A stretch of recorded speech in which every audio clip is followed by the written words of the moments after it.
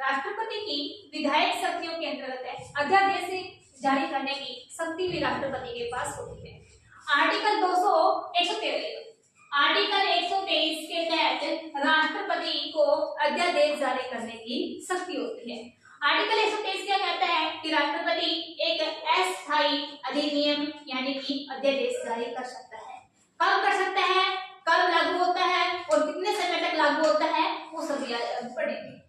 यानी कि अध्यादेश पहले होता क्या है, अध्यादेश यानी कि ऑर्डिनेंस होता क्या है, ये एक अस्थायी विधि होती है और राष्ट्रपति द्वारा जारी की जाती है।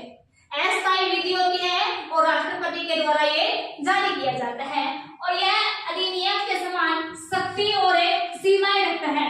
जैसे एक अधिनियम में शक्ति होती है और एक अधिनियम की सीमा होती है, इसी प्रकार से एक अध्यादेश की शक्ति और सीमाएं होंगी। कब लागू होता है ये, संसद के दोनों सदनों का सत्र जब ना चल रहा हो। जब संसद के किसी भी सदन का सत्र ना चल रहा हो तब राष्ट्रपति के द्वारा लगे कि कोई कानून लाना है तो अध्यादेश जारी किया जा सकता है। सेकंड है, संसद का एक सदन ना चल रहा हो या तो एक ना चल रहा हो तब भी राष्ट्रपति ला सकता है कि जब संसद का एक सदन ना चल रहा हो तब भी राष्ट्रपति अध्यादेश ला सकता है, या दोनों नहीं चल रहे तब भी ला सकता है। तत्काल में किसी विषय पर विधि बनाने की आवश्यकता हो या राष्ट्रपति को लगे कि किसी विषय पर उसी समय कानून बनाने की आवश्यकता है वरना कोई भी हानि हो सकती है। वैसे तो राष्ट्रपति दोनों सदनों को बुला सकता है। हमने पीछे पढ़ा था कि राष्ट्रपति को शक्ति है कि वो दोनों सदनों को बुला सकता है, लेकिन जब राष्ट्रपति बुलाएगा उसके बाद उस विधेयक को दोनों सदनों में रखेगा, पारित होगा तो वो समय उसमें नष्ट हो जाएगा। लेकिन ऐसा हो कि तत्काल किसी विषय पर विधेयक बनाने यानी कि कानून बनाने की आवश्यकता है तो राष्ट्रपति उस विषय पर अध्यादेश जारी करेगा। इसके अलावा मंत्रिपरिषद की ये सारे के सारे कार्य जो करता है राष्ट्रपति मंत्रिपरिषद की सलाह पर करता है। अध्यादेश कितने समय तक, यानी कि अध्यादेश की जो समय अवधि है वो क्या है, अधिकतम जो आयु है किसी भी विधेयक की यानी कि अध्यादेश की, किसी भी अध्यादेश की अधिकतम आयु 6 माह पर 6 सत्र है। 6 माह कैसे है, क्योंकि संसद के जो सदन है, संसद के अंदर जो सदन है, सदनों में 3 प्रकार के सत्र होते हैं, बजट सत्र, उसके बाद मानसून और एक आता है शीतकालीन बजट, शीतकालीन सत्र। इन तीनों सत्रों के बीच में अधिकतम समय 6 माह का नहीं होना चाहिए। हम पीछे पढ़ के आए हैं कि एक सत्र से दूसरे सत्र के बीच अधिकतम सीमा क्या है, 6 माह से अधिक नहीं होनी चाहिए। अधिकतम सीमा समय सीमा कितनी होगी, 6 माह होगी और 6 माह के अंदर ही दूसरा सत्र बुलाना अनिवार्य है। उसके बाद जब सत्र आ जाएगा तो सत्र शुरू होने के 6 सप्ताह के अंदर अंदर अध्यादेश को पारित करना अनिवार्य है, वरना वो समय समाप्त हो जाता है। इसलिए सीमा क्या हुई, 6 माह और 6 सप्ताह। अध्यादेश को राष्ट्रपति कभी भी वापस ले सकता है। राष्ट्रपति को लगे कि अब अध्यादेश की कोई आवश्यकता नहीं है तो वो 6 माह से पहले भी, 1 दिन में भी, 2 दिन में भी और 1 मंथ में, 2 मंथ में कभी भी वापस ले सकता है। अध्यादेश जारी होने के बाद संसद के सदन के स्तर में रखा जाएगा। अभी हमने बात की कि जैसे ही अध्यादेश संसद के सदनों में सत्र शुरू हो जाता है तो राष्ट्रपति उस विधेयक को संसद के दोनों सदनों में रखेगा। यदि संसद उस विधेयक को या उस अध्यादेश को जारी पारित कर देती है तो एक वो अधिनियम या कानून बन जाता है, और यदि संसद के सदन उसको पारित नहीं करते, संसद के सदन उसको पारित नहीं करते तो वो क्या हो जाता है, खारिज हो जाता है, समाप्त हो जाता है। सत्र प्रारंभ होने के 6 सप्ताह के भीतर पारित करना होगा। दोनों सदनों में सिर्फ और सिर्फ 6 माह के 6 सप्ताह के अंदर इसे पारित करना होगा, और यदि ये दोनों सदन 6 सप्ताह के भीतर किसी भी अध्यादेश को पारित नहीं करते तो वो अध्यादेश में समाप्त हो जाता है।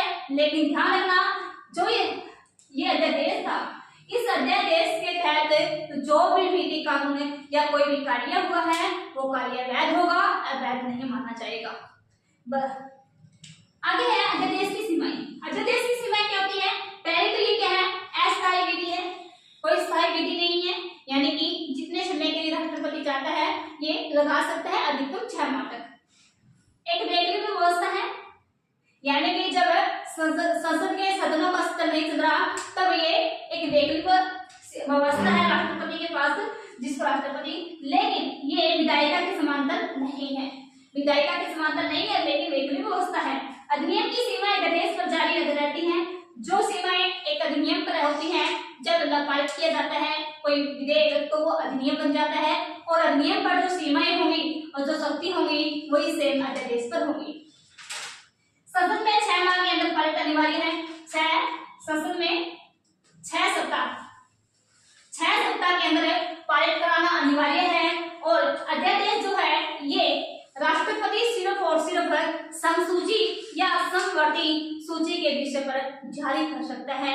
ध्यान रखना, राष्ट्रपति राज्य सूची के विषयों पर अध्यादेश जारी नहीं कर सकता, अध्यादेश जारी नहीं कर सकता। ध्यान रखना, राष्ट्रपति अध्यादेश जारी करेगा सिर्फ समसूची और समवर्ती सूची के विषयों पर। अध्यादेश की न्यायिक समीक्षा हो सकती है। वर्तमान में जो स्थिति है, जो राष्ट्रपति का अध्यादेश जारी किया जाता है उसको लेकर हम सुप्रीम कोर्ट में जा सकते हैं, यानी कि ये न्यायिक समीक्षा के अंदर आता है। लेकिन ये कब से मिला हमें? RC Kapoor case. आरसी जो कपूर केस था 1970, इससे पहले न्यायिक समीक्षा के अंदर नहीं था, लेकिन 1970 में आरसी कपूर केस आता है, जिसमें सुप्रीम कोर्ट ने डिसीजन दिया कि जो अध्यादेश जारी करने की राष्ट्रपति के द्वारा अध्यादेश जारी किया जाता है इसकी न्यायिक समीक्षा हो सकती है। लेकिन 38वें संविधान संशोधन 1973 के तहत इसको अध्यादेश की न्यायिक समीक्षा नहीं हो सकती। ये संविधान संशोधन करके किया गया संसद के द्वारा। 38वां संविधान संशोधन के तहत न्यायिक समीक्षा अध्यादेश की नहीं हो सकती। लेकिन दोबारा से 44वां संविधान संशोधन आता है, जिसके तहत ये 38वें संविधान संशोधन की सभी बातों को समाप्त कर दिया गया, और जो राष्ट्रपति का आदेश है ये न्यायिक समीक्षा इस पर हो सकती है। ये कहा गया 44वें संविधान संशोधन 1978 के द्वारा। बार बार एक ही विषय पर अध्यादेश राष्ट्रपति के द्वारा जारी नहीं किया जाता कि राष्ट्रपति और किस लिए बिना पारित करवाने का प्रयास किए, संसद के सदनों में बिना पारित कराने का प्रयास किए, बार बार एक ही विषय पर राष्ट्रपति अध्यादेश जारी नहीं कर सकता। उसको लगे कि कोई कानून बनाना है, कुछ 5 माह तक रखा, उसके बाद संसद का सत्र शुरू हो गया, और जैसे ही संसद का सत्र बंद हुआ दोबारा से वो उस अध्यादेश को लगा दूसरी बात में, तो ये क्या होगी, तानाशाही हो जाएगी। इसलिए राष्ट्रपति एक ही विषय पर बार बार अध्यादेश जारी नहीं कर सकता।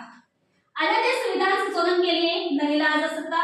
यदि संविधान के अंदर कोई संशोधन करना है तो वो संसद के सदनों के अंदर पारित होके ही हो सकता है। राष्ट्रपति अध्यादेश के द्वारा संविधान संशोधन नहीं कर सकता। आपातकाल के दौरान अध्यादेश जारी कर सकता है। हमें पता है कि राष्ट्रपति के पास आपातकालीन शक्तियां होती है, आर्टिकल 352, 56 और 360।